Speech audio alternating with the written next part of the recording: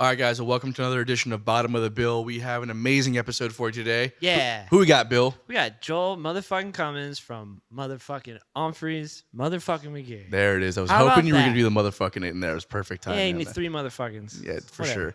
sure. This was an amazing episode, guys. Joel is obviously many of our idols. I know that for me, I've looked up to Umphrey's for so long now. From a musical standpoint, a branding standpoint, all of it, they're just like, it was just amazing to have him on. There's a lot of good questions or a lot of good, feedback on how they got started and, a lot of. How do you stay fresh after 25 years in a jam band? Man, boy, do they have it down to a science because those guys all live like so far apart from each other. It is true. Yeah, they do. Yeah. And and how each of them came to join the band over the years, and it was just an awesome interview altogether. Before we get the episode started, though, we do want to just make mention of the fact that we have merchandise for sale. It's in the description of this video and all of our other videos, so make sure you check that out. We ask everybody to please subscribe to our channel or listen to it or follow and subscribe on Spotify and Apple Podcasts and all that stuff just to keep the dream alive. And then also we have a fun little tidbit. We're welcoming back our boy Gene O'Neill from The Road. He's been gone for about a month. And he's got a really fun story that he tells at the end of the episode. It's pretty fucking amazing, actually. Yeah, it's regarding one of the biggest names in hip hop and Gene's fun interaction with them. So that's about as much as I'll give away. Yeah. So, anyways, enjoy the episode, guys. Thank you for tuning in. Bottom of the bill, Joel's side, Gold's side starts now. This is Bottom of the Bill, where we talk about the modern grind of a musician. Album cycle. Oh, hold on, Bill. Give me a second, man. Because we don't know what we're talking about. Spotify playlist. You keep interrupting me. That's not how we discussed it. Just give me a second, man. We invite established artists Festival lineups. Can I just get my stuff out real quick? We invite established artists on to share their strategy to success. Marketing strategies. The premier do-it-yourself podcast. Hashtag DIY. Ah, screw it. This is Bottom of the Bill.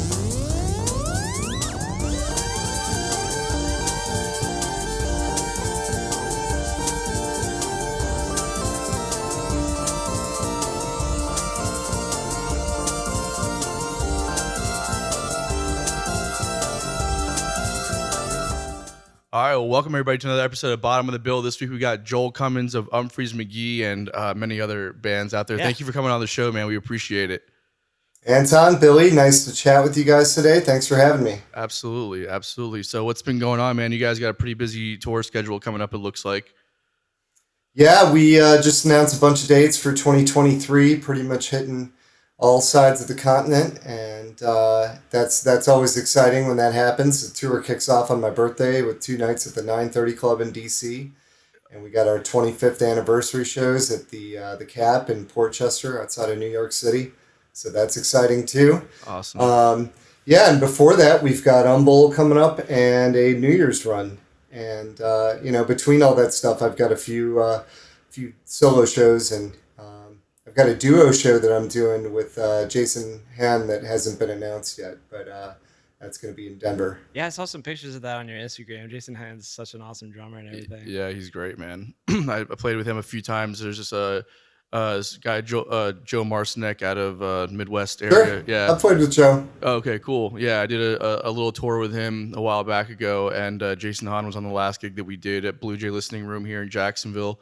And what an honor it was to play with him. Like, just that level of musicianship, those guys are so great, man.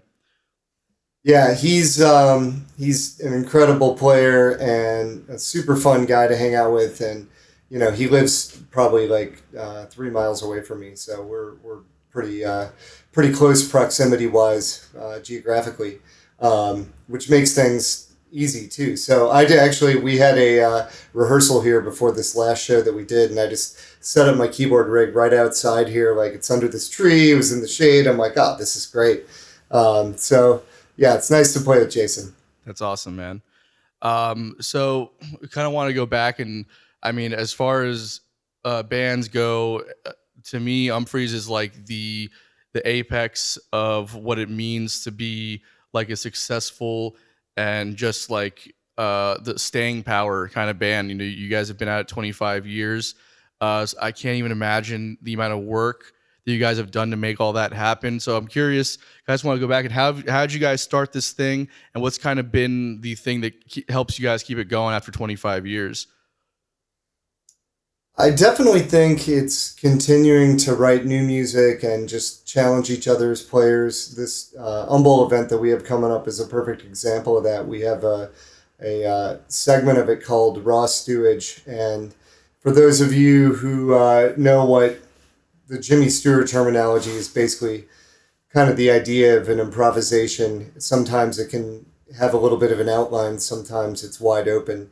But the idea is that we take musical things that we played in the past from recordings that were improvisational ideas, and the fans then vote on them, and then we try to turn them into songs and maybe combine a few that we think might work together, things like that. So the last couple weeks we've been talking to each other. I actually flew to the Midwest to go visit Brennan and Jake, and we worked on some of this stuff for a couple days to get the forms down and try to get kind of an outline of a recording of what the arrangement would be like for these new songs. So we have 5 brand new songs that we're going to play at Humble as part of this this quarter. So it's always an exciting thing. And the other fun part of it is that, if you don't, can I curse on here? Yeah. Okay. Yeah. Okay. If you don't fuck it up, you end up with 5 new songs that people like, Right. You've already done the litmus test. People have voted for the parts. They've said, this is what we like. And so it's nice to kind of know that you can go into the songwriting process and know you're going to create something that people will be into. That's so genius, man. How are people able to vote? Like, where do they vote at? So it's all the ticket holders for the event that get to vote, right? And so we're just in communication with everyone via email and their voting sites that we have up then. So people have voted so far on what the quarters are that they wanted. It was this concept versus the idea of us doing a set of covers. What was the other one? Oh, it was S2, which is kind of fan-guided improvisation where people are texting in ideas and it's going up on boards for everyone to see. That's what I was telling real you. time. Yeah, the Jamaica bus ride. That was one of those, wasn't it? Where someone had texted an idea. Yeah, that's one of my favorite. I don't know if that's a Jimmy Stewart. That's not a Jimmy Stewart, but that's just a great track. Yeah, so that is called the S2. Stuart is kind of what we call that. Yeah, similar nomenclature, So yeah, that's a quarter that got voted in this year. So they voted on that first. Then they voted on their favorite improvisational segments. We gave them 30 different ones to vote for. So our buddy John McLennan has always kind of headed this up as far as helping curate what the segments are for people to vote on. So he and a few other super fans know this stuff so well that they're able to pull out these little segments of stuff from 2006, 2007, 2011, 12, Wow. 10 years ago plus. So we have things all the way from 2006 to 2021 that people voted on for this. That is amazing. Yeah, so that's kind of the thing that we've been working on right now. We also have a new album that just came out in July, and that had 14 new originals that we hadn't played live before kind of starting to put out singles and stuff. And we have 2 more to learn really on that one, and I'm hoping we're going to get those played in the near future. And then the last thing that we had people vote on, at least so far, is we decided we were going to play a classic Umphrey's album. Actually, I mean, not necessarily classic. We gave them, I think, 10 albums to vote for, between Songs for Older Women, which was our 1998 live release, to Asking for a Friend, which we just put out. So, so I can't reveal, what's happening on that, but that vote is ongoing. Wow. And so that's also been a fun thing to see what these fans really want to hear live. What was kind of the I guess the Kickstarter for those kind of concepts, because you guys have been very innovative in your branding across the board, which I feel like has probably contributed I mean, outside of you guys being an amazing band and great musicians and writing amazing songs, like you've been able to cultivate this culture within the music that I feel like jam bands do pretty well. But you guys have taken it to another level. I feel like what was kind of the starting of all that? When did you first kind of come up with these ideas, and how did you know it was going to work, or did you not know it was going to work? There have been a few that didn't work, but in general, we try to use technology to help kind of foster the human connection. So a lot of times technology can be this thing that feels very rigid or static. So for us, we try to find ways where it helps kind of foster that connection between the band and the fans. And fortunately, there are lots of new ways to do that now. So, another big thing that really one of the first things that we started doing with this, Umphrey would be, a huge one in our career. Also, this thing called headphones and snow cones, where people can rent headphones at the show and they get the soundboard mix and a wireless pack so they can walk around the venue and listen to it from anywhere. So that's something that for people who are into the super detailed sound and, they don't want to hear the guy behind him that's partying and talking to his buddy or whatever, you get the headphones and all of a sudden you're like immersed in this super detailed live experience. But, you still have the bass from the subs that are at the venue. So you're feeling some of it, but you're hearing more detail up here. Is there no delay or any kind of... No. It's all, the latency isn't an issue. So it's synced up. Exactly. That's awesome. I think another really cool thing that y'all used to do, I think it either fell apart or you're not doing it anymore, was the summer camp that used to bring musicians in. I just always thought, like, no other band's ever done that before, and that was just the coolest thing. Summer school. Yeah. Summer school, not summer. Summer camp's a festival. Summer school. Yeah. We did that a couple times, and honestly, there are lots of great musicians on our scene who are doing events like that every summer still at that location. It's at Full Moon Resort, I believe it's called, and that's in upstate New York, kind of by Woodstock. Just an amazing place. Henry, I'm not going to remember his last name now, but Henry, the guy who runs it, he's a wonderful human being and just a really good dude. And so it's a high quality thing from start to finish. So that was fun. We did it a couple of years. I don't think it's totally, out of the realm of us doing it again at some point. But the other thing is that we're trying to play, a bunch of us have families now and stuff. So we're really trying to play 75 to 80 shows a year. And we were at about, 90 to 95, I would say, between 2010 to when the pandemic started. So been trying to cut back a little bit, and we love to play the live shows. So the summer school thing is definitely fun, and like I said, I think it probably will happen again at some point. But right now, with all this new music that we have and new music that we're writing, we want to play. Yeah, totally. And it's always pretty impressive to me, your arrangements, the songs you guys are composing, because that's what they are, they're compositions, and it's amazing to see. What's the writing process like for you guys? Is someone bringing an idea, or are you just getting together and jamming? What's that look like? Yeah, it depends. Sometimes we'll, as far as the more organic stuff that we find, sometimes it'll be an idea that we came up with that we played at the previous night show, and we're like, oh, we got to do something with that, and then start from there with everyone. We'll get together a few times a year with the full band and kind of work on arrangements and try to write stuff. And then on top of that, I'll go to, just like I did here in the Midwest, go visit Brennan and Jake and try to write some new stuff a couple times a year. I know Brennan and Jake are also working on their own stuff at home, and then we'll kind of pass it around. Sometimes we're trying to come up with an instrumental arrangement, and then we'll send it to Brennan and see if he can write something vocally on top of that. That'll happen too.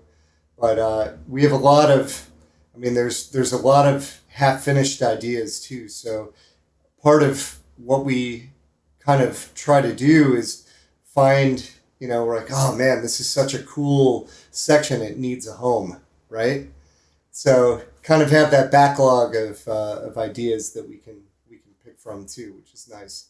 But yeah, it's always just trying to create. I think that's the most important thing. And a lot of times what I'll do here is I'll even just like sketch down ideas of chord progressions and melodies and not try to like fully develop them so that I can take them to, Brennan or Jake and work on them with them. Oh, that's cool. So you'll kind of just like work on some ideas and then like purposely, even if you're having an idea to finish it, you won't, just so you can see what their input is. Yeah, right. Like kind of flesh it out a little bit, but leave enough room that we could go in there and change something. I like the idea of collaborative songwriting because I just feel like you're going to end up with more unique ideas than you do if you're just trying to write something yourself. Yeah, totally. It also kind of takes some of the burden, I think, off of the one person creatively, because it's like sometimes I feel like if I'm writing something, it's always like more of a help than it is like a bird, or it helps more just to get that other voice in there, because like sometimes you can't see outside of that little narrow thing that you create for yourself. It's like you're so caught up in the thing that Yeah, you're you doing. tunnel vision or something about it. Yeah. Mm-hmm. So yeah, I love that. I love that aspect, and I think it definitely shines through in what you guys do. Like all the different voices, you can kind of like see where the creative stuff is coming from. When you're listening to the music, I feel like. Thank you, man. That's cool. Yeah, for sure, man. What as far as like the stuff that you're writing for yourself, how do you make the like how do you make the differentiation between what you want to write for Umphrey's and what you want to like write for yourself, or other side projects that you might have going on? When I'm writing music right now, I'm thinking about Umphrey's. That's what I'm, that's like my primary writing thing. So, I'm doing some, solo and duo shows over the next couple months. So I'll play some Umphrey stuff from that. I'll play some classical. I'll do some jazz. I'll do some improvisation.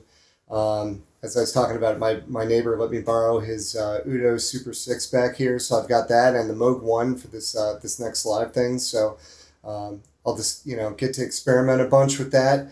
But yeah, as far as the writing goes, I really just want to write for Umphrey's right now. That's awesome. And as far as that's I'm curious. So you have this background in classical and jazz and all that stuff too. Where do you find the time to like kind of take on those different genres of music and like implement them into? Because a lot of the time you don't see people that kind of go between both worlds. So there's a big separation. How have you worked it all into your playing? Well, honestly, the pandemic gave me the time to really dive back into some classical stuff that I'd wanted to play, but that I hadn't had time to do because, we were always on the move. And these sort of things, there were a couple pieces where I'm like, this is going to take a few months to get this sounding good enough to actually perform it. And so, yeah, honestly, that's what I'm doing. I just sit around here and I've got a huge amount of classical music that I love to play as well. So I'll do that to kind of keep my hands, in good shape and work on my dexterity. I don't have as much of a background in jazz, but just kind of, I would say more of a dabbler in that. I grew up studying classical and I got a degree in music theory from University of Notre Dame with a concentration in classical piano performance. So Oh, wow. that's definitely where my roots were with that. And then, I kind of got into Miles Davis, especially like the In a Silent Way, Bitches Brew stuff. That's some of my favorite music ever recorded. And I think some of the best and, some of the first real like jam music too, Yeah, totally. That doesn't get named, I feel like, nearly enough when people are going back to say, like, what are the origins? The Grateful Dead, obviously, like, such a huge influence. I mean, the scene wouldn't be what it is without them, but those Miles bands, I think, were really responsible for kind of coming in from the jazzier side. The Dead were coming in from more of the, like, Americana and blues side of stuff. Yeah, for sure. I think a lot of the Dead stuff, even interviews with them going back, like they make a nod to a lot of the jazz guys, and like, just pulling the improv sentiment from what those guys were doing and then kind of putting it into the context of the Americana and blues like the Dead was doing, Mm-hmm. What classical pieces are you trying to learn? That's what I went to school for too, for classical piano performance. Cool. Well, right now, let me think about this. What was the last thing that I was doing? I'm always working on some Claude Debussy materials. So, the Girl with the Flaxen Hair is one that I've been working on recently a little bit. I went back to the Prelude of Pour le Piano. I hadn't played that one for a little while, so I just picked that one up the other day a little bit, doing that. I've really been playing probably the most this Bach Gigue that is all about the hands crossing over. You want me to play a little bit of it? Yeah, sure. Yeah. Okay. All right. Since we got the piano here, why not? So this one's kind of crazy, but this is also a fun one to practice with the metronome too. So you'll notice the left hand is just going back and forth. Oh, I think I know what song this is already.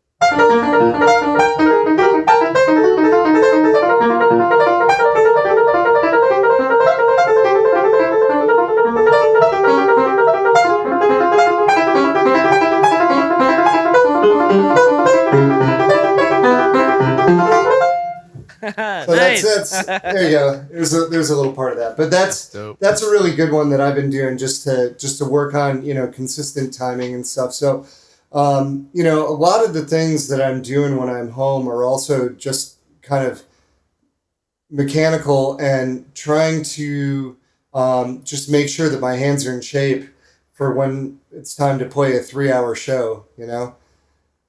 No, I feel you. I do the hand and exercises like every the every hand day. stuff. Sure. Yeah, he knows. Sure. Yeah.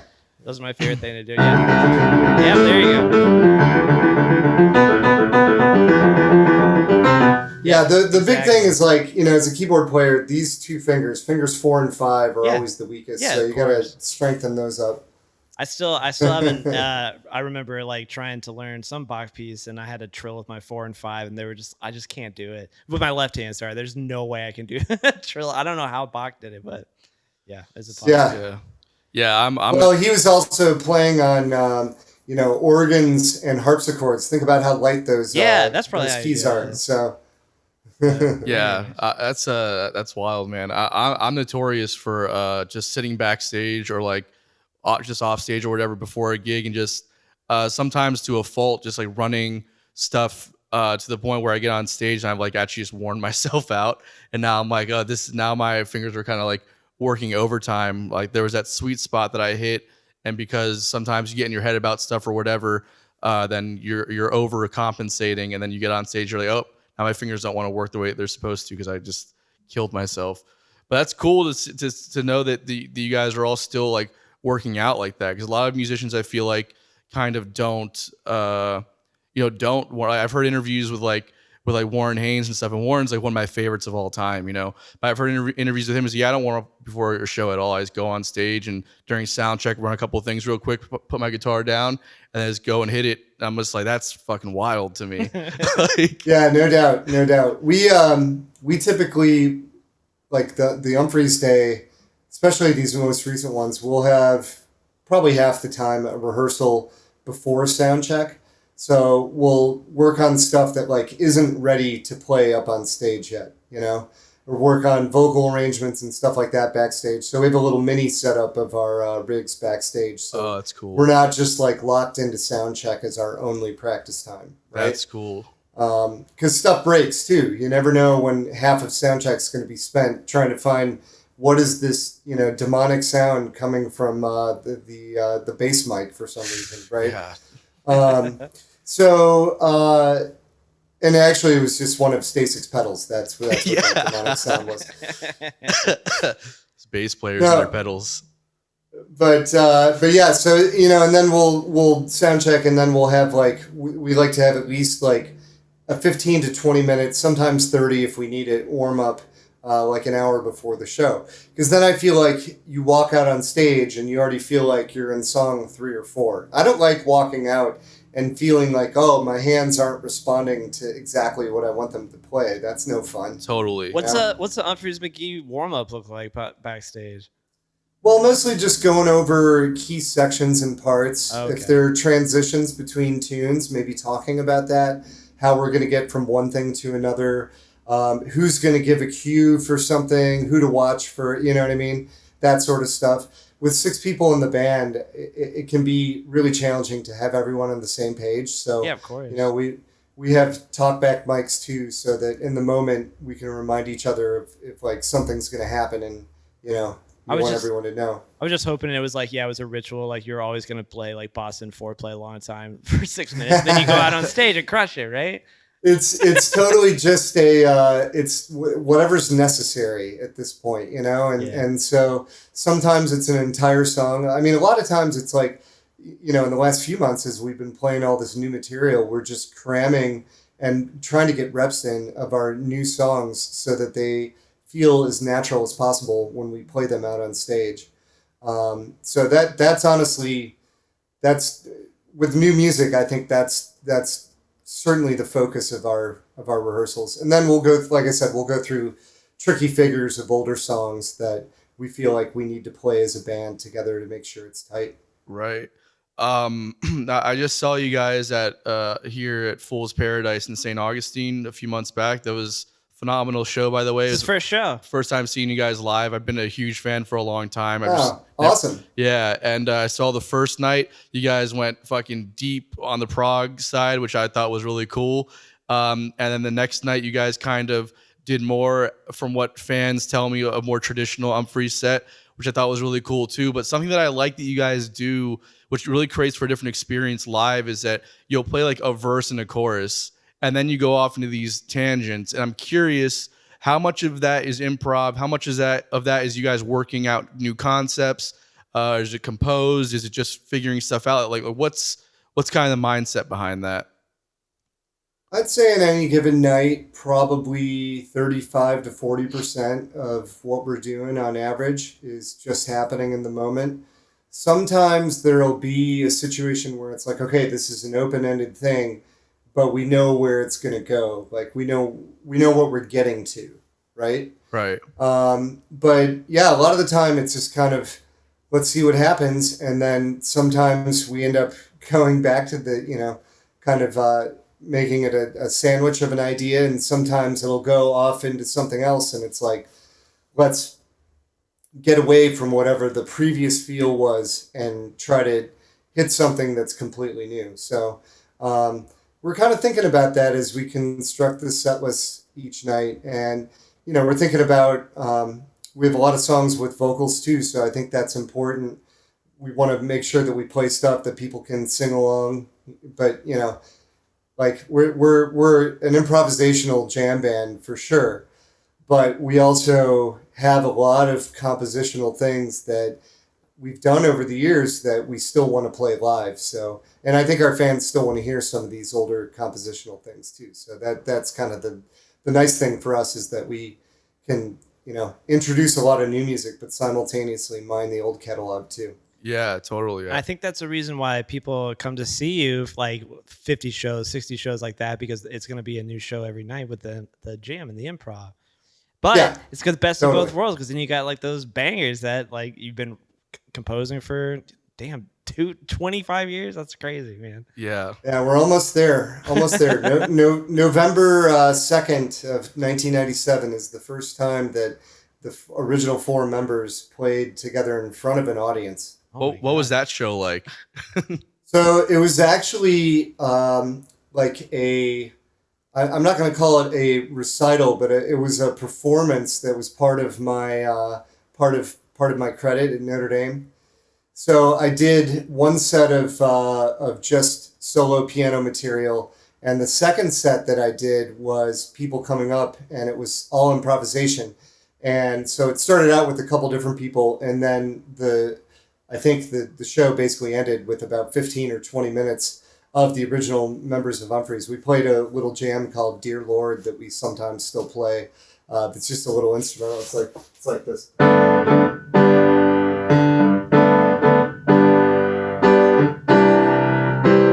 Just just like a major 1 in 4 thing. That's all it is. But yeah, so that was like the first song that we ever played together. So cool. And from that point on, you guys started getting regularly or getting together and writing, or we weren't even a band yet at that point. Mike and I, the original drummer, were in a band called Stomper Bob, and Brendan and Ryan were in a band called Tashi Station. So probably about 2 weeks after that, they told us they wanted to get together for dinner. We went to this place called the Mishawaka Brewing Company, which had pretty decent burritos and like insanely cheap pitchers on Tuesday nights. That was the Tuesday. Everyone had wicked hangovers on Wednesdays all the time. But yeah, so we went out to dinner with Mike and I went out to dinner with them, and they were like, "We'll quit our band if you guys quit yours. We feel like you guys want to keep playing music after college. We do too, and our bandmates don't, you know." And we were. The band that we were in was not going to continue, so we were, of course, like, yeah, let's do this.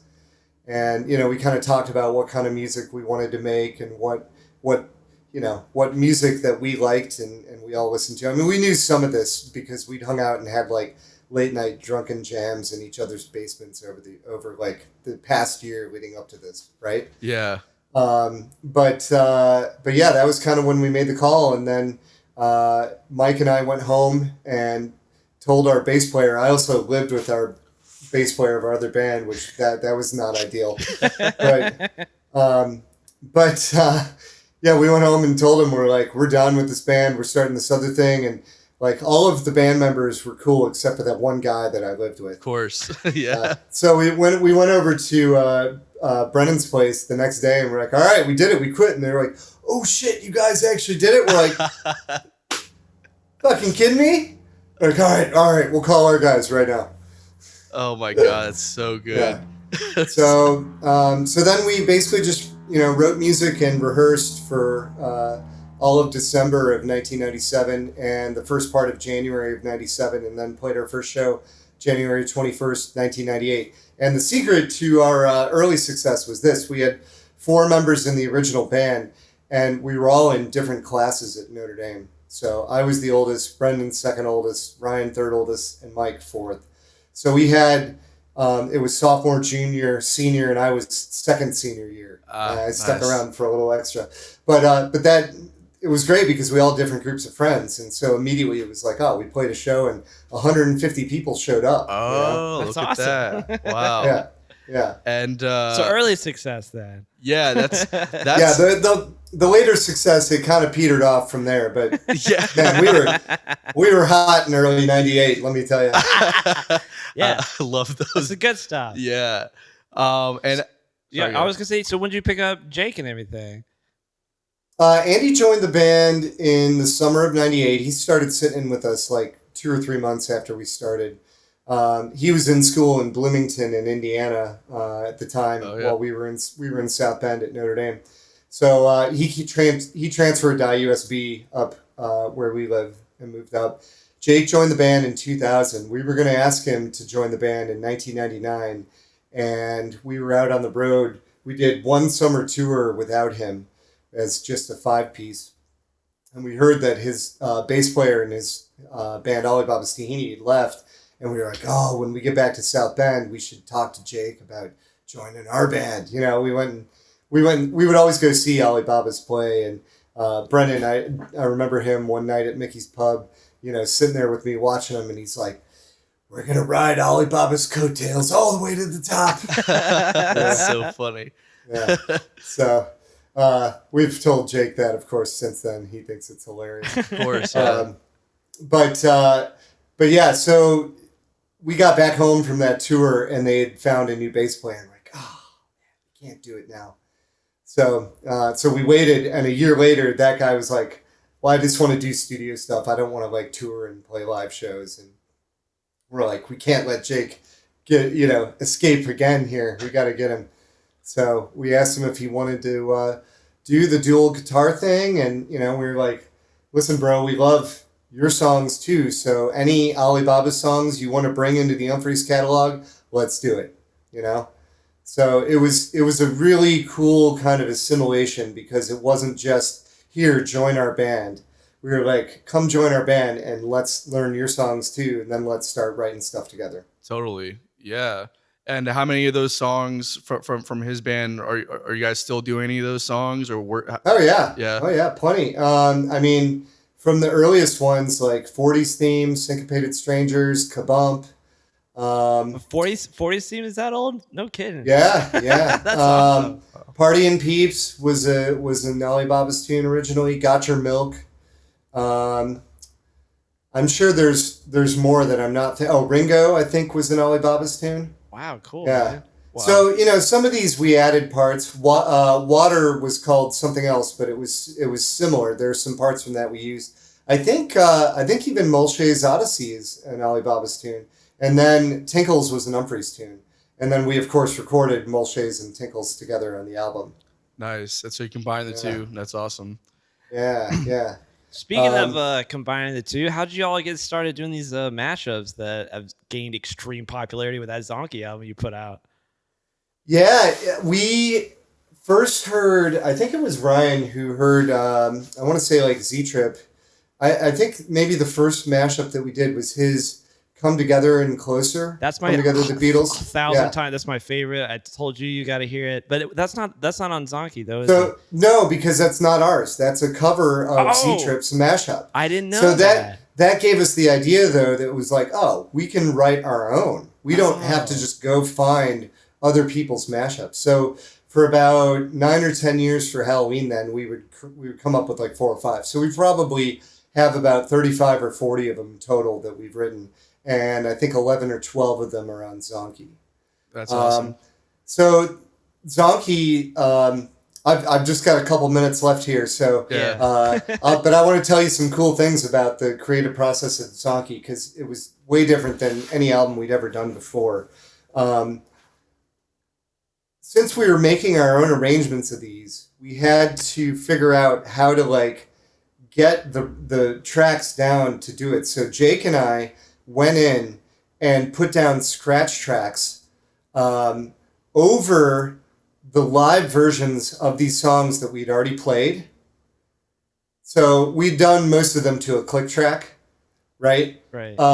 But we had to figure out what was the best way so that people could listen to it and figure out the arrangement in the studio, right? Okay. After the fact. So we went in and did that, played to our live arrangements of them. And the big challenge was we felt like with the live arrangements, most of the time we never got them right. It was so hard you had to unlearn parts from a song that you knew so well. Yeah, right. Change it, put something new on, and then think about all these different vocal things that are happening. There's just so much to remember. It was like a huge mind fuck, you know? Yeah. So it was much easier. We're like, okay, if we do this in the studio, we can actually like nail all this stuff, get the vocal harmonies. Like a lot of times we didn't even have enough singers to cover all the parts that we wanted to sing and to do it live, right, you know? And so anyway, so Jake and I went and recorded all of our parts to it, so enough so that Chris could then go back in and we erased the live stuff. Then Chris went in and put the drums in. And then we added the bass, and then we redid the keys and the guitar on top of that. So good Lord. we recorded it twice, basically. we did record it twice. But the other fun thing was that we went in and we like got super analytical about getting these tones and sounds as spot on as we could, right? So that was really fun to go back and like pick out all these keyboard parts and stuff that I threw in there. And I was just blown away with, for the most part, how simple these ideas were.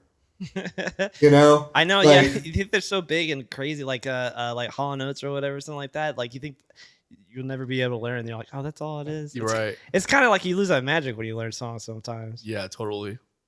Yeah, well, but I mean, it teaches you as a composer that sometimes it's better to keep ideas simpler. Don't think you have to like blow someone away with the complexity of a riff. Right. I totally agree. Right. Yeah. Yeah. 100%. I mean, it's cool. It's cool to do once in a while, you know, but not all the time. And I do that on purpose. Yeah. Right. Yeah. Yeah, but it's funny, like, you know, we were trying to figure out which ones were going to be on the album. I think there might have been one more that we recorded that we didn't use. And, Can't Rock My Dream Face was the one that was like, we were like, I don't know if we should do it or not. And I was like, guys, we definitely got to do it. Like, it's, and this was, of course, one of the ones that I'd arranged. So I had a little bias involved in it. Yeah. But the funniest part about it now is you go and look on our Spotify, and it is our most streamed Spotify track. Good It's for funny you. how it works out sometimes. What's the Can't Rock My Dream? What are those two mashups? It's 3. So three, yeah, it's, it's 3, right? it's Weekend, Can't Feel My Face. That's right. Michael Jackson, Rock With You, and Fleetwood Mac, Dreams. Yeah, that's one of my favorite mashups, honestly. I know it's probably the most popular one, but yeah, I love that one so much. Oh, it's so fun. I mean, I got a lot of great like synth parts and keyboard parts in that, and I love Chris's vocals on that. Chris did such a nice job with the Weekend vocals, and honestly, Jake, his take on Dreams is equally outstanding. Yeah, really, really enjoyed that one. Well, Joe, we'll let you go, man. We know you got to take off. Thank you so much for spending some time with us, and hanging out. We really appreciate it. Yeah, thank you very much. And when is this going to air? I think when's Unbolt happening? I think that weekend. Like November 11, 12. Yep. I think somewhere either that or the week before. But yeah, it's for like, sure. It's like 2 weeks. All right. Yeah, it's like 2 weeks from like this Friday, I think. Is there any way you could play us off with Cemetery Walk Part 2? I can do a little of that for you, Hey! I think. Take you out on that. That's my favorite, dude. All right.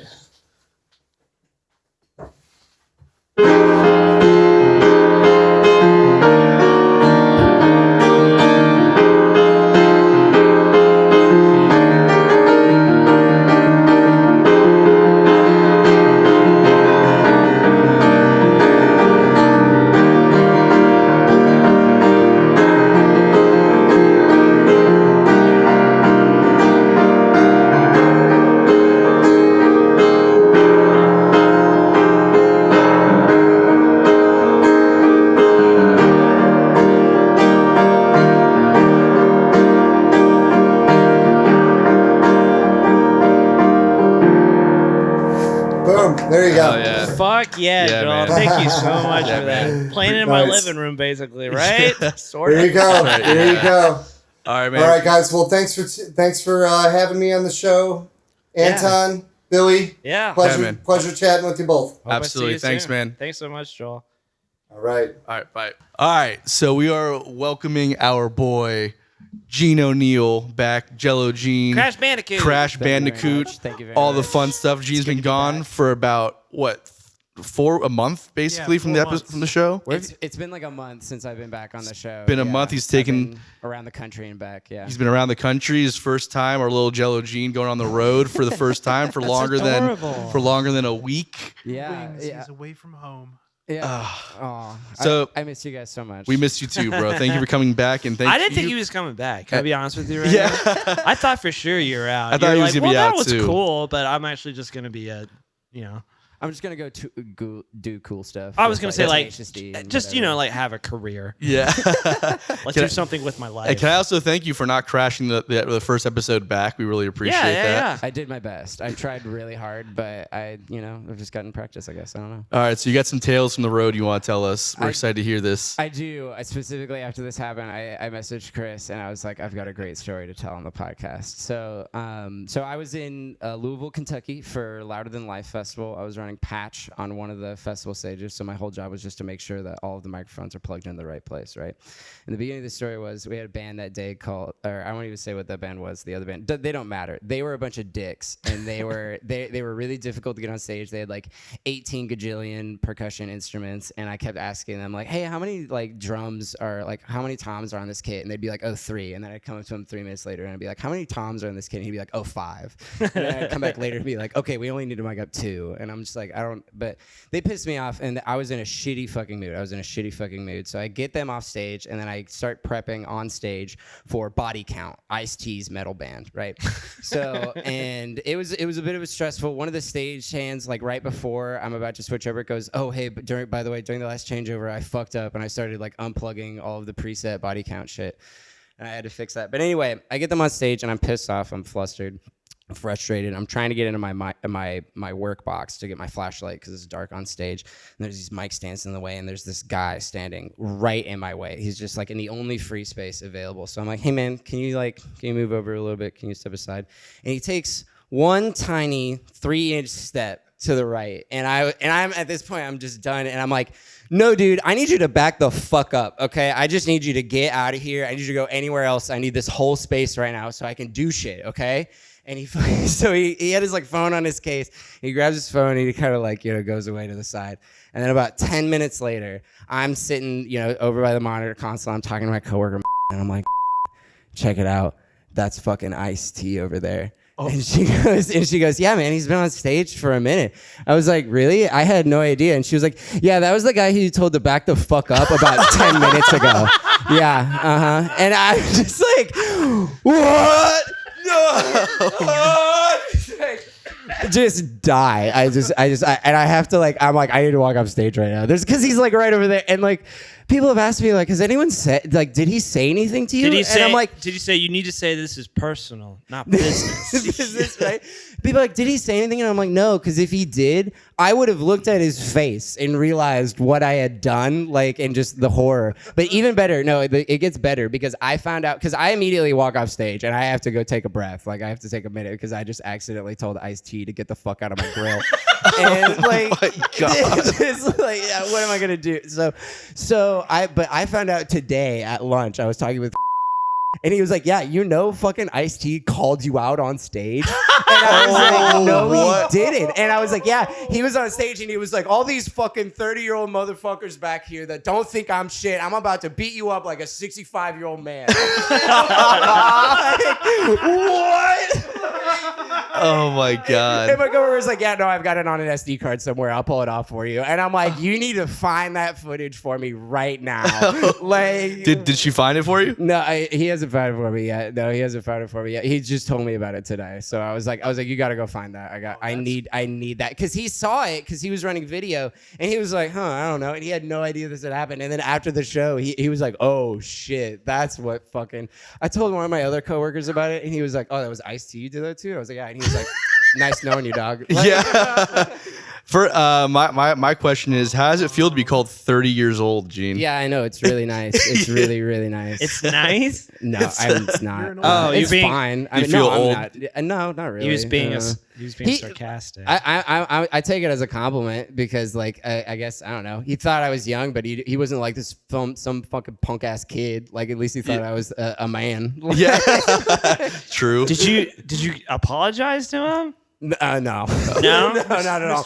No, because at that point I was like, because I was already very upset from like what had happened earlier, and then I was told that, and I was like, I need to walk off stage. Did you get? I can guarantee you that if you would have walked up to him to try to apologize, he probably would have knocked you out. Yeah, I can guarantee that. There's no way I could have gone up to him and been like, well, because if I would have looked, like, again, if people were like, hey, did he say anything? I would have just, like, if I would have, like, in the moment realized what would have happened, I would have just been like, oh my God, I would have been so flustered. Like, I'm so sorry, Mr. T. I mean, I'm so sorry, goodbye. Mr. T. Mr. T. You don't fuck with it. He's got Law and Order money, dude. He'll put you under. Totally. Yeah. How do you still have a job? It was so funny because during his show, like, he was like, I know I play a cop on TV, but fuck those guys, and goes straight into cop killer. That's so funny. So Ice-T, if this somehow reaches you, it won't. I'm so sorry. Please don't beat me up. Well, you know, our we next... might get syndication on USA, and he might watch it after Law and Order. No, but until then, we'll call Joel back and see if he can get it. Yeah, yeah, right. Yeah, exactly. You should write him a letter, dude. Write him No, what we'll do, a heartfelt letter. I'm so sorry. He probably would love that. The fuck up. No, what we'll do is we'll get Ice-T on the podcast. Oh my God. And we'll have him confront Eugene about the situation. I swear to God. We're gonna give you. As soon as he comes on, he's just be like, this motherfucker. Like, yeah. Make you fight Ice-T. Yeah.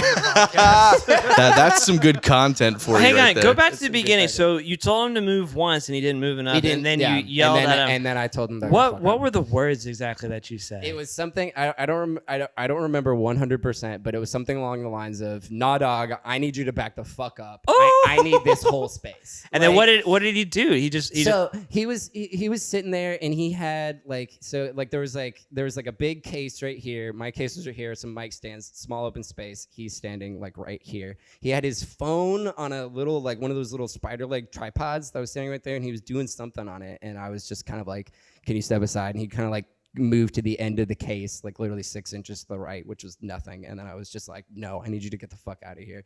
And he like just kind of like paused for a second and then just grabbed his phone and walked away. Like he just walked off. Like you weren't worth his time. There's a part of me that he was just kind of like this motherfucker, but then like I think he realized I was working and then just kind of like moved. But like that's the other thing that people have been saying is to be like, nobody fuck with Gene anymore because he's told Ice-T to back the fuck up and he got out of the way. And I was like, that was not this whole story. It is amazing, but at the same time, it just sounds to me just like another fucking grumpy sound guy like story. Oh like, no, it's the totally same. was. It's just the same So fucking did thing. you get him his drink tickets afterwards or what? Did you let him know that you've been there for 18 hours? Yeah, I totally told him. Be like, listen, man, I'm doing your fucking shit. Like, You're nothing without me. No, that's what no. you should have said.